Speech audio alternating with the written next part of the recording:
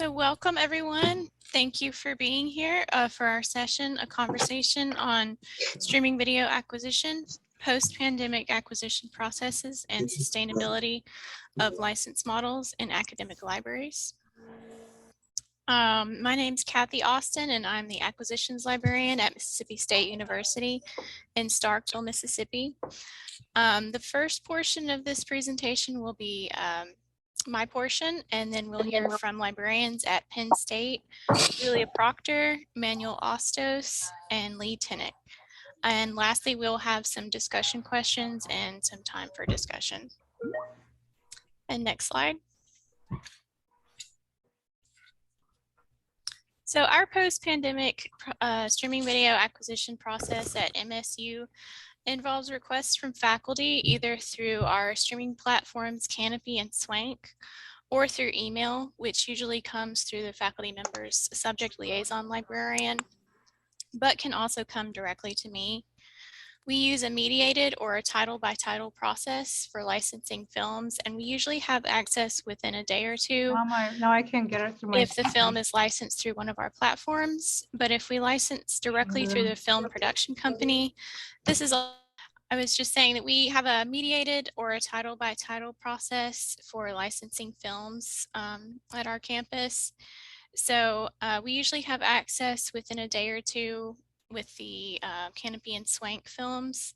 But if we license directly through the film production company, this is always a longer process because the purchase order requires an authorized signature. We only have 2 people on campus who can provide this, so we usually let faculty know that no matter what, we need at least 2 weeks lead time just in case the film needs to go through that signature process. Next slide. So once we have access to a film, we send it to our electronic resources cataloger who adds the records to the catalog, along with a public note showing when the film license expires. This way, there's hopefully fewer surprises when the film expires, and faculty are more aware that they need to request the film again if they plan to have a viewing after the expiration date. We're also able to increase discoverability of our films this way so that more students and faculty are aware that we offer streaming video. And in addition to cataloging the film with a note about the expiration date, we provide our subject liaison librarians with a list each semester of films that are expiring soon so that they can ask their faculty if any of them should be renewed. We manage a streaming video LibGuide on our library website that provides links to free resources, information about our streaming platforms, and a link to a request form that faculty can use to submit streaming requests if they don't find what they need on one of our platforms. The request form asks for information about the film, including the title, the director, the film production company, and the release year, as well as a couple of questions about how the film will be used in or out of the classroom, and an estimated time for when access to the film will be needed. Next slide. So we had a lot to learn about streaming video in a short amount of time when the pandemic first started. So we decided on a few factors that we have to consider when we receive streaming video requests.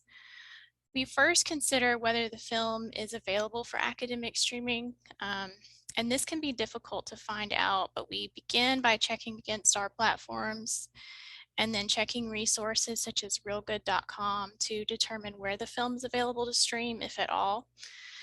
And from there, we let the faculty know if it appears to be only available on personal subscription platforms like Netflix, or if there's a place to stream the film for free, such as Internet Archive. We also consider how the film will be used and whether public performance rights will be needed. For example, if the film is being shown as part of a film festival. And hosting is another question we ask about when purchasing a license, since some films are only available to upload as a file to a video hosting service. So Some vendors such as Canopy can provide hosting for an additional fee, but this is often something the library has to provide themselves. And the purchasing models will vary depending on the streaming budget for your library and how it's structured. But it's important to find out which model works best for your library and your faculty. It's also important to consider how easily discoverable films are on the platform, and if you will catalog them to make them more discoverable. We do find it helpful to catalog our videos, not only for discoverability, but also for the addition of the public note with the expiration date, to make it easier to remove those records once they expire, and then to ask faculty at that point if they'd like to renew. Next slide.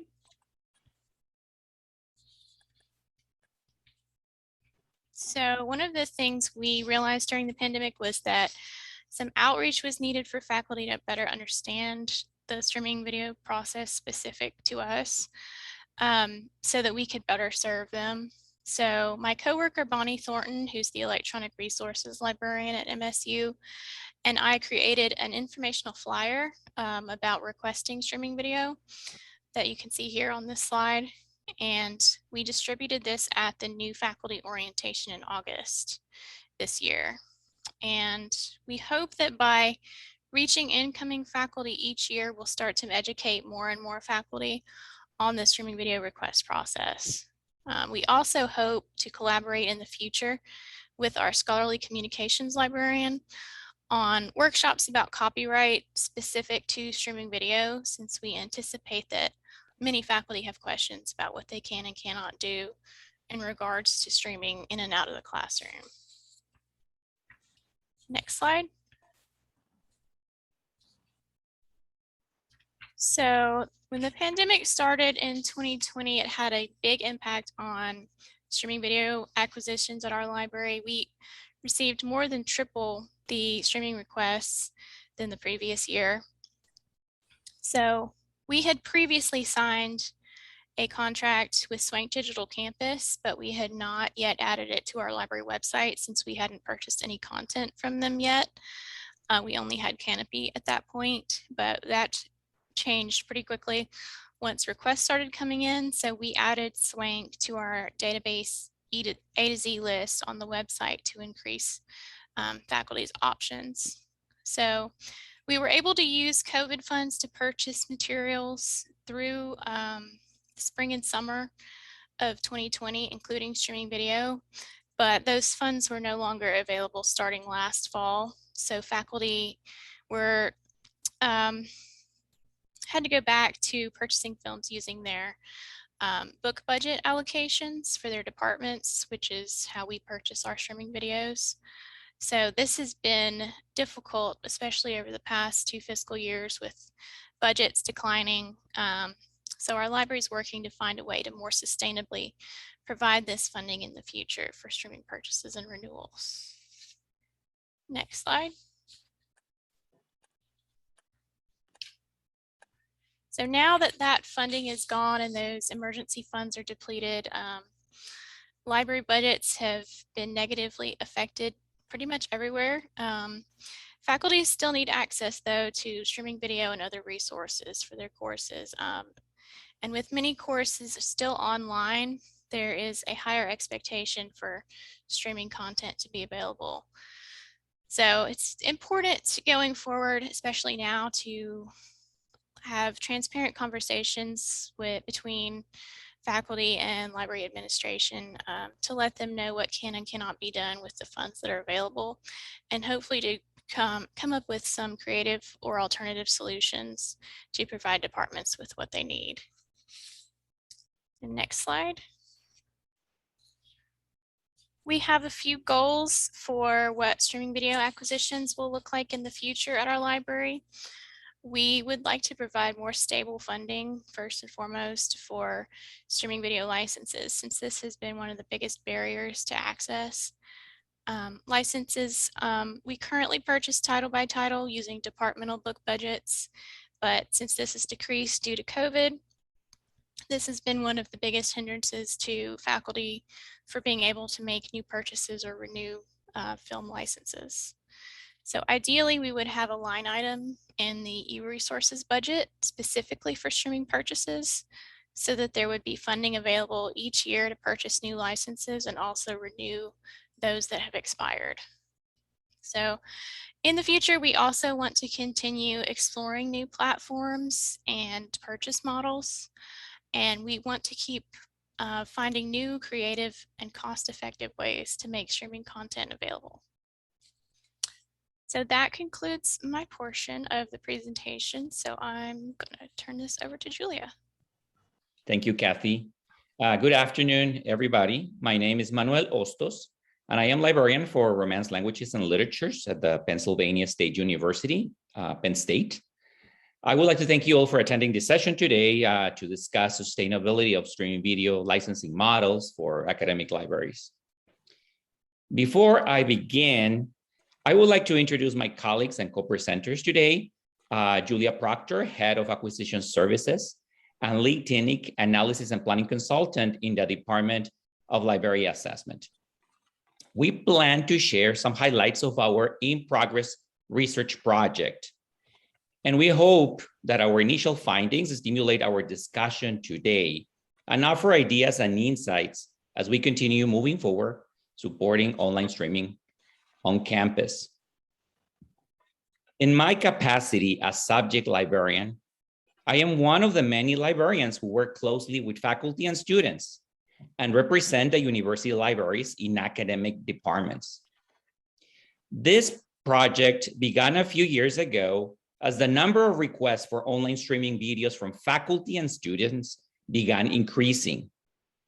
To support their teaching and research needs, faculty and students frequently ask for feature films from, let's say, France or Italy, many of which are not distributed in the United States. In most cases, I have been able to acquire films on DVD for the university library's collection to support their needs. However, the increasing number of online resources and commercial streaming platforms, such as Netflix, has created unrealistic expectations about the ease and cost of acquiring streaming video. As the COVID-19 pandemic forced many institutions to temporarily close and move into a fully online mode, the demand for online resources became a necessity and continued increasing along the overall cost of licensing. At Penn State, we acknowledged this need, and we decided to increase our support for online streaming. In conversations with Julia and Leigh, we decided to look at our expenditures and the success of the existing streaming models. And as budgets continue dropping and users continue demanding online resources, we decided to collaborate and investigate on the viability and sustainability of these models.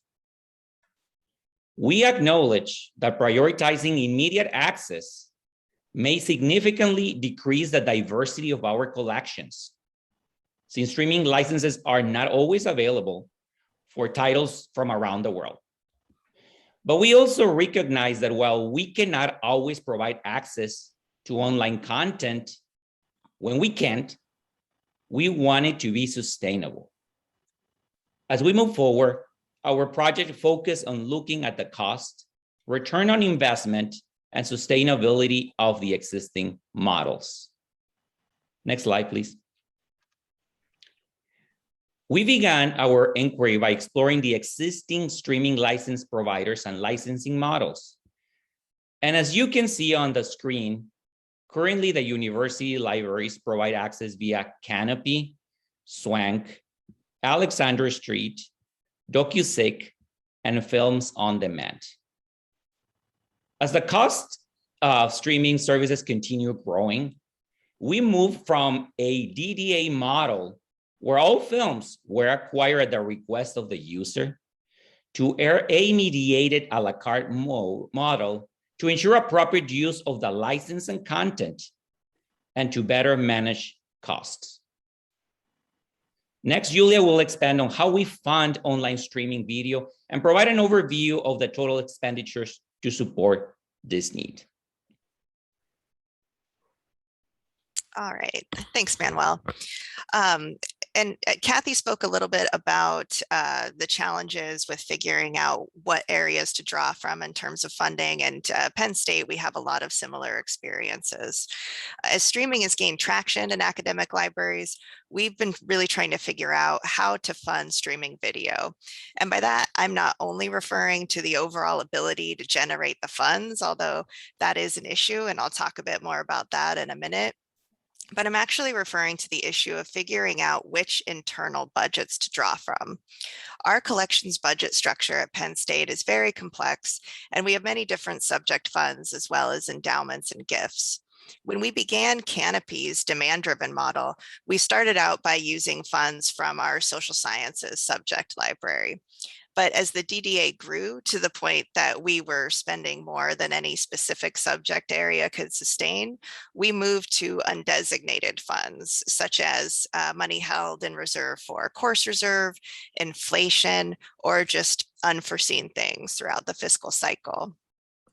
So due to the nature of our multi-campus structure and the fact that we license content for 24 campuses around the Commonwealth of Pennsylvania, and we have a growing distance education program. At one point, we were using the distinction between in-person and online courses to determine whether a film would be funded by undesignated funds or whether it would go on a subject fund. However, that practice went away when the COVID-19 pandemic hit and all our courses became online or hybrid. So when we shut down due to the pandemic, we went back to funding streaming primarily with undesignated funds, and that's where we are right now. And the idea behind that practice is that, streaming, there's a high demand for streaming, the costs are unpredictable, and we're trying to protect the subject funds so that they can continue to respond to the research needs of our faculty and students.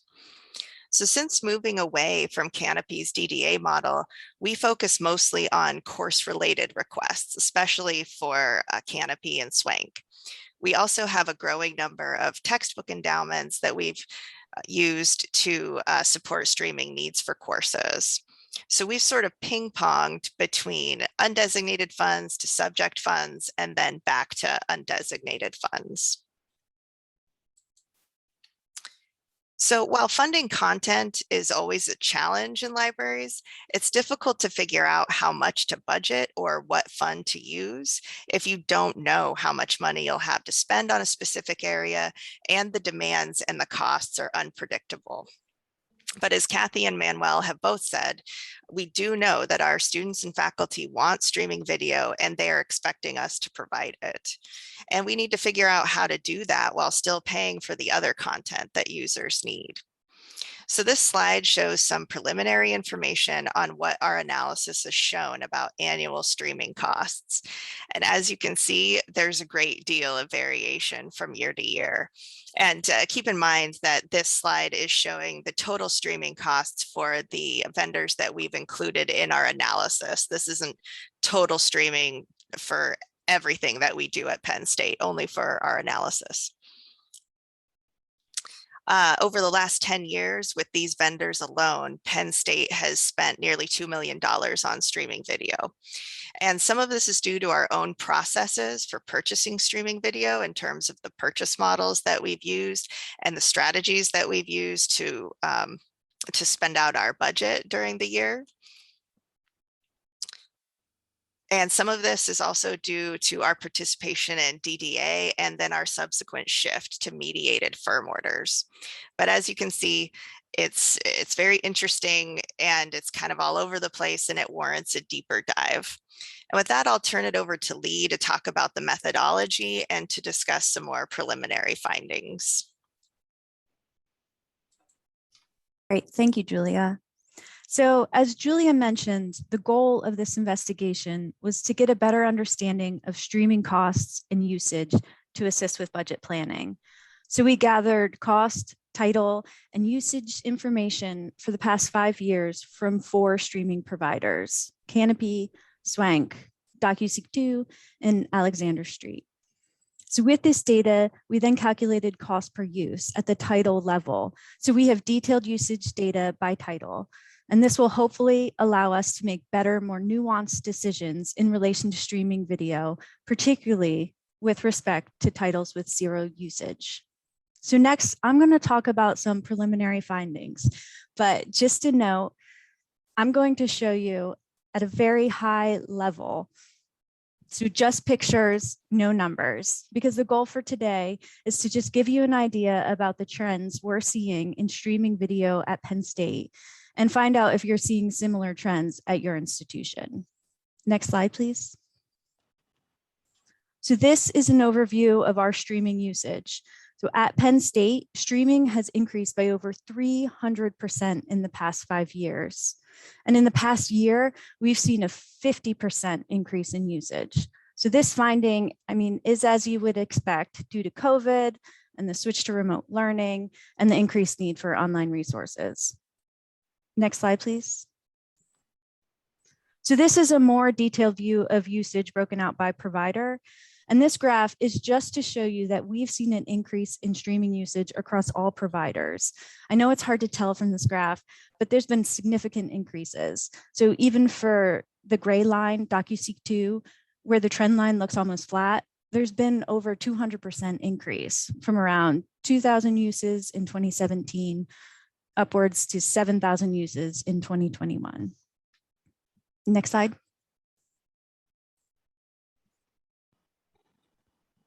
This slide looks at cost per use by provider over the past 5 years. And as you can see, cost per use is decreasing across all providers. Again, it's hard to tell here, but Canopy, Swank, Alexander Street have all seen over a 50% decrease in cost per use. And even DocuSeek 2, again, which looks flat, has seen a slight decrease in cost per use. And of course, this cost per use decrease is driven by the increase in usage. So the bottom line is we're seeing a better return on our investment for streaming videos, which is great news. But as Julia mentioned, keep in mind that our overall spend on streaming is rising, and there's still a question how to pay for it and out of what budget. Next slide, please. So just a quick note on data challenges and limitations. Pulling together this historical data was quite a challenge, and just a shout out to all our vendor contacts for assisting us with gathering data. Also, standardizing data across providers was difficult. Analyzing data from a la carte models, such as Canopy and Swank, was very different from analyzing data from subscription models, like DocuSeek 2 and Alexander Street. For instance, when we calculating cost per use for a la carte models, we needed to take into account usage based on the license start and end dates. And for the perpetual access collections, we needed to take into account all historical usage when calculating cost per use. And of course, last but certainly not least, I need to mention sort of the caveats of using usage data. We've come a long way understanding sort of what a use means and standardizing usage across providers, but it's still far from perfect. And I'm gonna turn it back to Julia to talk about our next steps. All right, thanks, Leigh.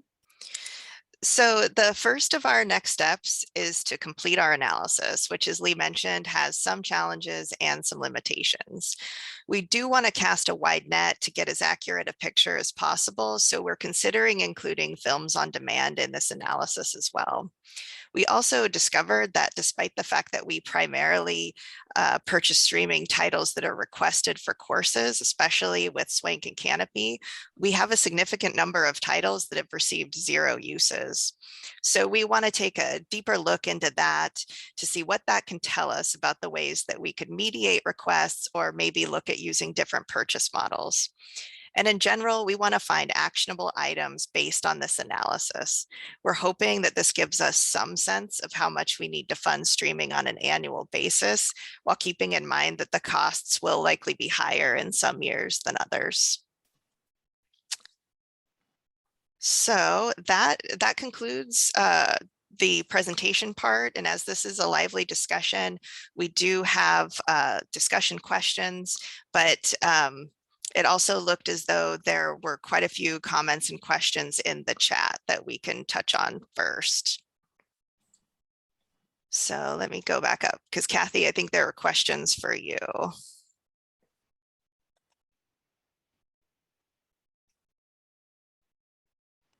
Okay, so the first question that I'm seeing, I think this is for Cathy.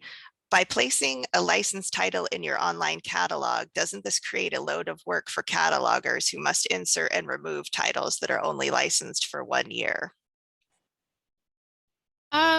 So it really kind of depends on how many films we have licensed at one time that are expiring, but since we usually only send out the expiring list once a semester, it doesn't really create too much work. It's usually only twice a year that someone goes in and removes those expired records.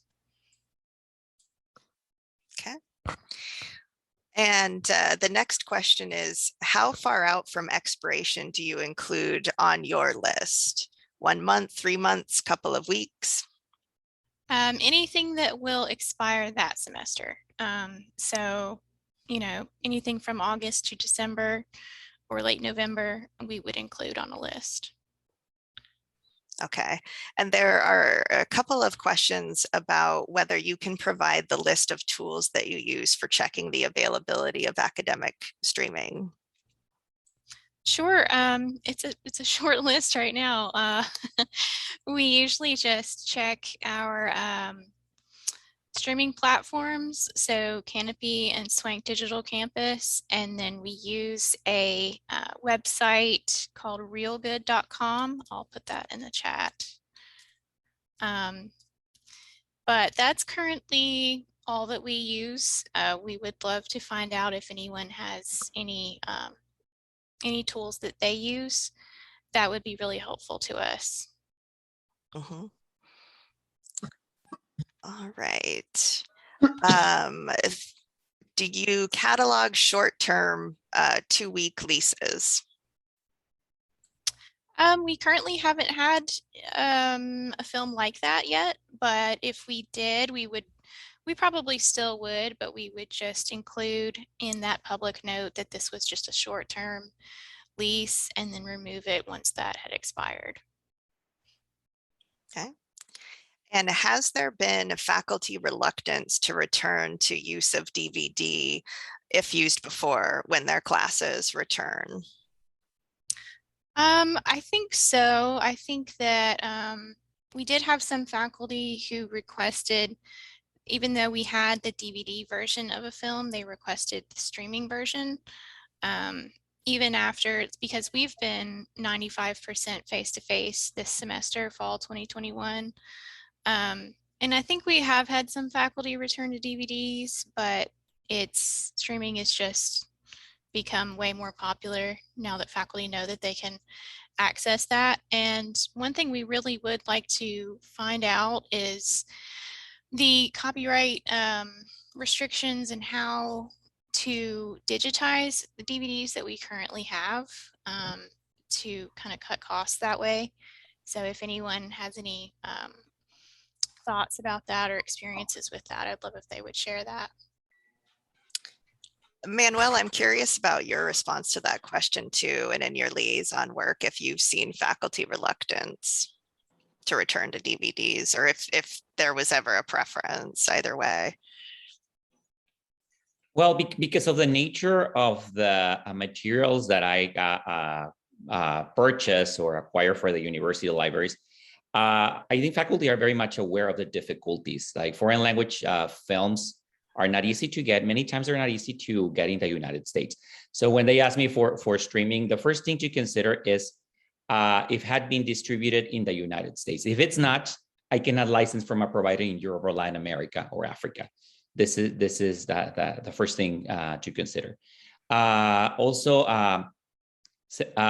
foreign films, occasionally we can work with Canopy for online streaming, especially if they're in some of the larger distributors like Criterion Collection. They're willing to upload it into Canopy as an example, but that doesn't work for everybody. So this is one of the things. So I have to discuss this with faculty on case-to-case basis to ensure that they understand what the situation and the costs in many cases is. In terms of returning the DVDs, I don't have any information, to be completely honest about that.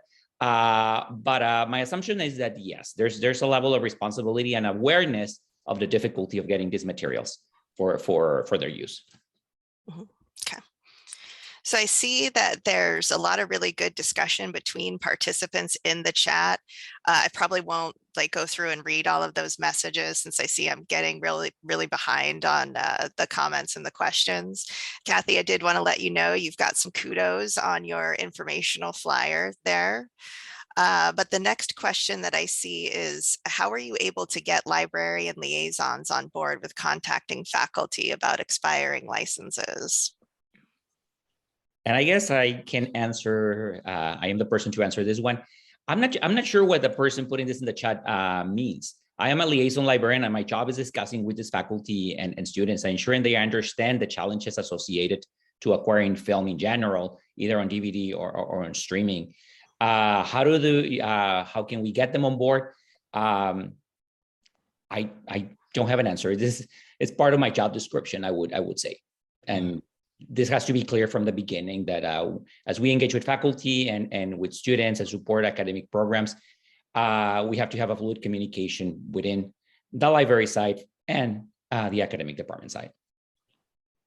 Yeah, just to add to that, yeah, for the library liaisons at MSU, it's really just part of their job to communicate with faculty about any resource, including streaming video licenses. So it's a conversation. So it's just part of their job.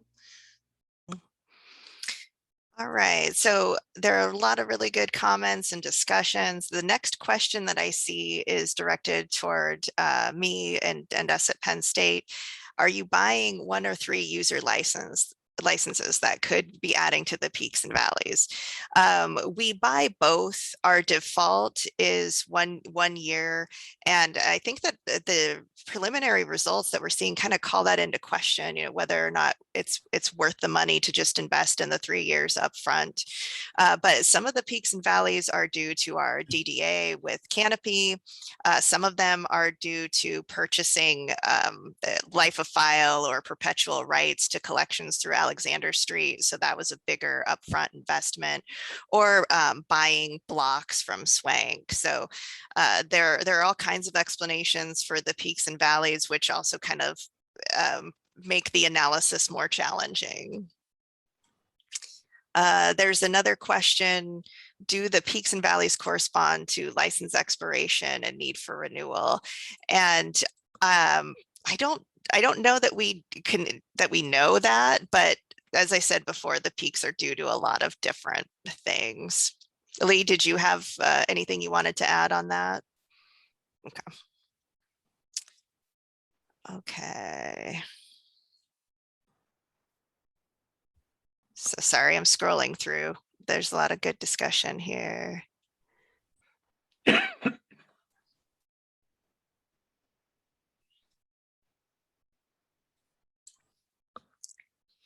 Okay, so there's a question in the chat.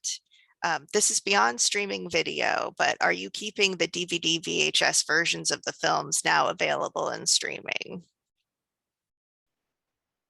The sure answer is yes. There are a lot of exceptions, and we try to digitize in case-by-case basis, whatever it's on still on VHS. And those are items that we cannot find in any other format, and by law we can do. But for the most part, yes, we're keeping the DVDs, especially for those DVDs that are hard to find, as I mentioned before.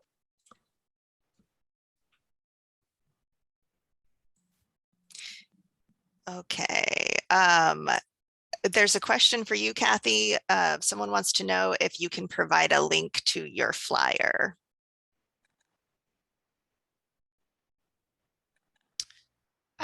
I don't have a link. I have the file. I think I could upload that to the files for the description for this presentation, if that would help. Okay. And there is a question about elaborating on how you use realgood.com. So RealGood just you search for the title of the film and it provides you with a list of places where the film can be streamed, either for free or to rent, or even Canopy. And so it just helps you to determine if you cannot find the film available on one of your streaming platforms, then it might be available someplace like Netflix or Hulu.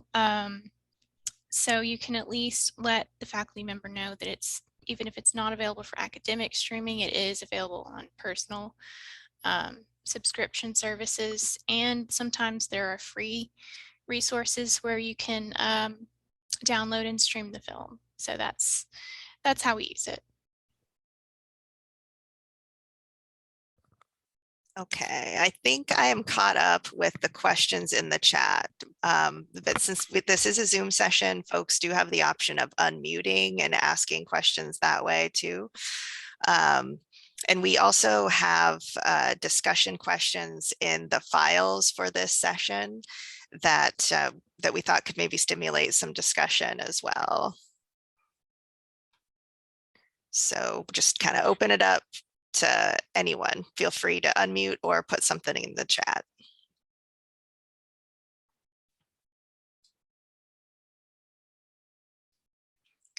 Okay, so I think this question is for anybody in the session.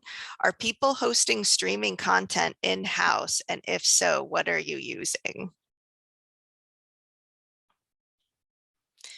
From our perspective at Penn State, we don't do this on a large scale. I think we do this in certain circumstances, and we have a university streaming platform, and I'm drawing a blank on what the name of it is. Leigh or Manuel, do you know? It's relatively new. Okay, it's a proprietary thing. It's not a homegrown thing. We do ask that Canopy, or we do use Canopy's hosting service at times as well. For MSU, we only have one film so far that we have purchased a file and had to host it ourselves. So we have access to Elsevier's Digital Commons, so which can provide some video hosting capability. So we have one film hosted there, but we try to have vendor hosted films as much as possible. And I see Lisa helped me out in the chat. Kaltura is what we use, moving soon. Okay. There's a question about what is your stance on digitizing foreign films? I guess this is mine. We have to be very careful. And normally when we proceed and do something like this, we get involved as college communications to make sure that we are like following copyright laws. This occurs rarely, to be completely straight. We try not to do this. As I mentioned before, the most common process to make sure that a foreign film, language film, it's available online is going through the appropriate platforms. And normally is Canopy for the situations. All right, there's a question about offering popcorn to our students. Does anyone do that? We don't, I don't think that I'm aware of. There's a question, do others refer students to personal subscription services?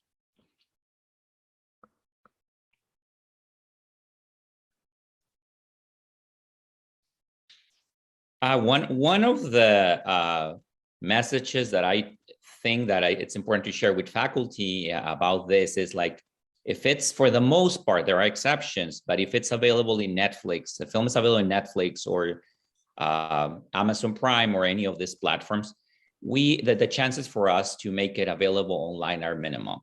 So I do that, like, this is available here. I encourage you to work something out. Either choose a different film, or at this point, everybody has a sort of subscription. So like, if you want to keep it, talk with your students.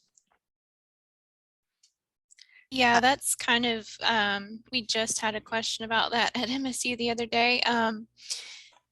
It was a film that was a Netflix original and not available on DVD, only through Netflix. And so I basically do the same thing. I let faculty know either you should probably choose a different film if you want to make it available, but you could also try to poll the class and see how many students have access to Netflix and then arrange something from there, watch parties for those that don't have a Netflix account or something along those lines.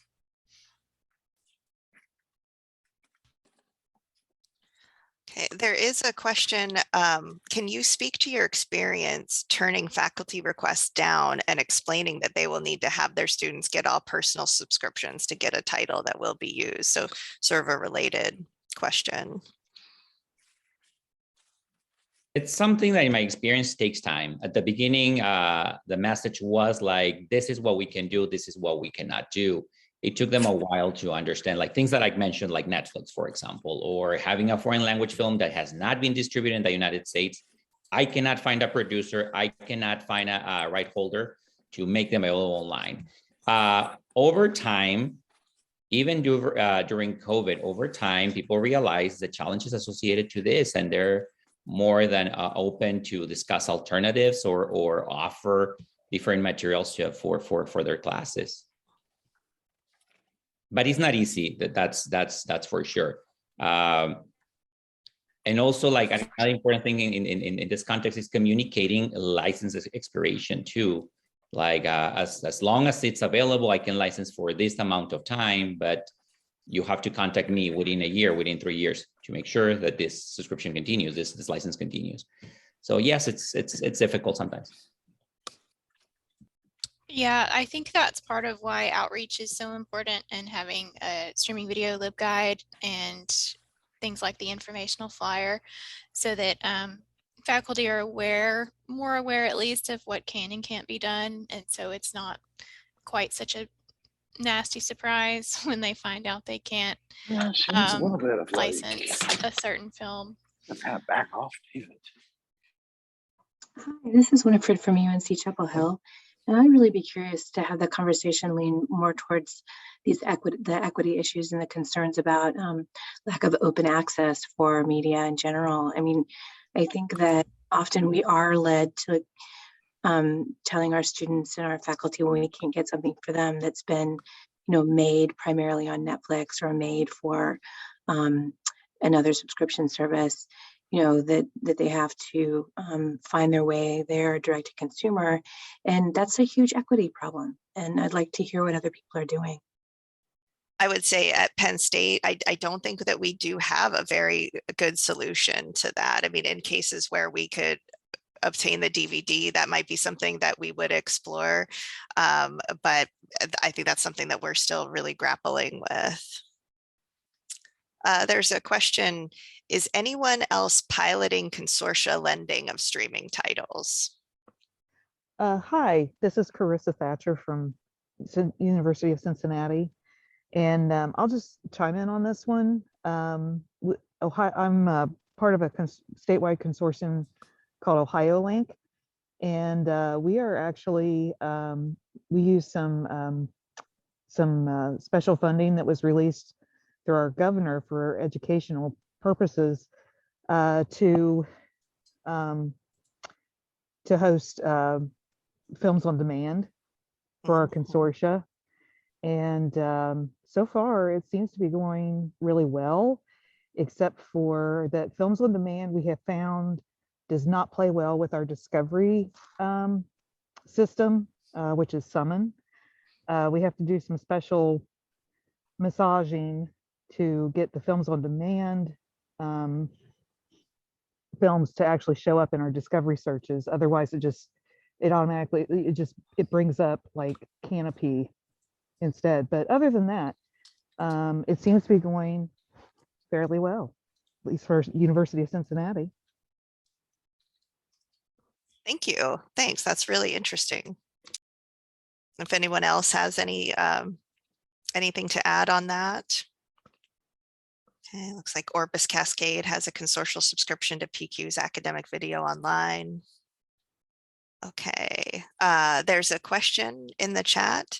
Do you digitize DVDs when not found in streaming? What do you consider when deciding to digitize?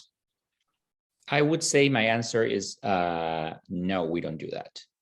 And somebody posted on the chat copyright, and indeed, it's a copyright issue. And normally when we have questions, we would go to the Office of Scholarly Communications to discuss issues case by case. And there may be, yeah, I totally agree. There may be cases when, you know, you buy streaming rights with a DVD, but there isn't a platform, an existing platform for that DVD or for the streaming for that title at that time. So you might buy the streaming rights when you buy the DVD and then host it on another service or Kaltura or something like that.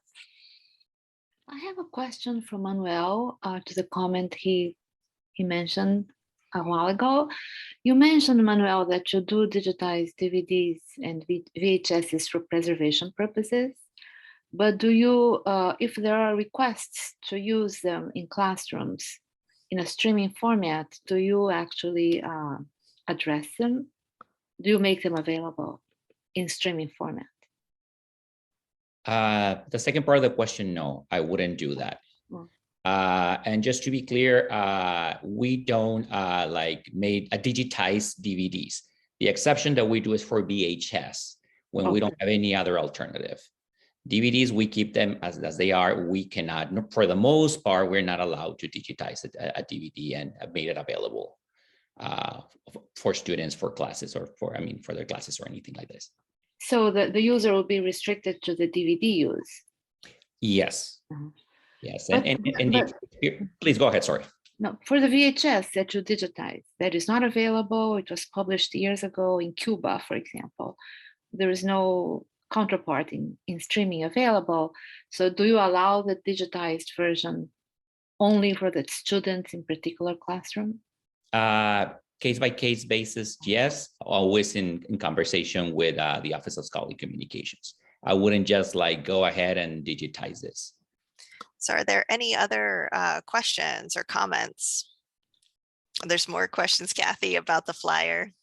I will upload that to the files for this session. I'm sorry, we don't actually have a link, but I will upload that to the files for this session after we end. All right, it looks like things are kind of winding down.